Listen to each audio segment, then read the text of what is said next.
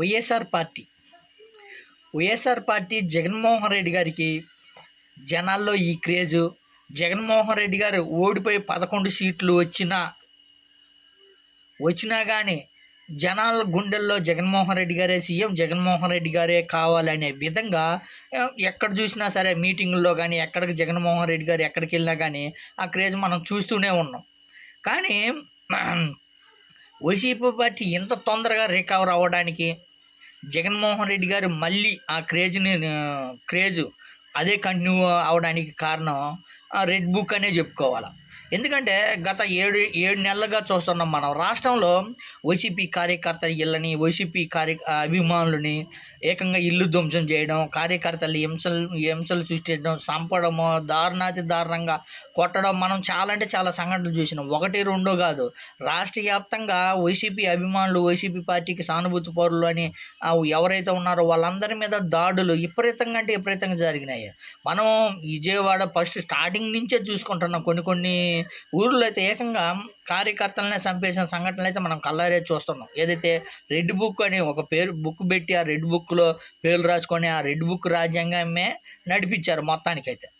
మనము ఈ ఒక్క సంఘటనే కాదు, రాష్ట్ర వ్యాప్తంగా చూస్తుంటే వైసీపీ అభిమానుల మీద, వైసీపీ కార్యకర్తల మీద, వైసీపీ నాయకుల మీద అసలు మామూలుగా కాదు, దారుణాతి దారుణమైన సంఘటనలే చేశారనే చెప్పుకోవచ్చు. అయితే మొత్తానికైతే ఈ రెడ్ బుక్ పుణ్యమా అంటూ వైసీపీ కార్యకర్తలు మొత్తం, వైసీపీ అభిమానులు, వైసీపీ నాయకులు అయితే మరి మొత్తము 7 నెలలకే ఒక తాటి మీదకే వచ్చారనే చెప్పుకోవాలి. ఒక తాటి మీదకే వచ్చి ఈ తాపం మీరు ఎన్ని కేసులైనా పెట్టండి, ఏమైనా చెయ్యండి, మాకు భయమే లేదు అనే విధంగా ఈరోజు తిరుగుబాటు ఎగరేశారనే చెప్పుకోవచ్చు. ఉదాహరణకి ఈరోజు విజయవాడ ఏదైతే మాజీ ఎమ్మెల్యే వల్లభనేని వంశీ గారి అరెస్ట్ అయ్యి జైల్లో ఉంటే వాళ్ళని కలవడానికి వైఎస్ జగన్మోహన్ రెడ్డి గారు వస్తే జగన్మోహన్ రెడ్డి గారిని మద్దతు తెలపడానికి అసలు పోలీసు బారిగేట్లు అడ్డు పెట్టినా కానీ కంట్రోల్ చేయలేనంత కార్యకర్తలు, అభిమానులు వచ్చారంటే ఇప్పుడు అక్కడ విజయవాడలో జగన్మోహన్ రెడ్డి గారు వచ్చినప్పుడు అక్కడ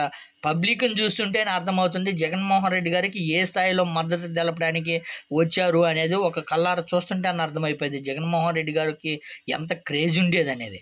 అదేవిధంగా ఏదైతే ఈ 7 నెలల్లో ఎన్ని అరాచకాలు జరిగాయో, ఎన్ని కార్యకర్తల మీద, అభిమానుల మీద ఏ స్థాయిలో దాడులు జరిగాయో చాలామంది భయపడిపోయి, అంటే భయపడతారు. ఎందుకంటే ఇళ్ళలు ధ్వంసం చేయడం, కార్యకర్తలు కొట్టడము, అది ఏకంగా ఇళ్ళల్లో నుంచి బయటికి లాక్కొచ్చి విధ్వంసం చేశారు.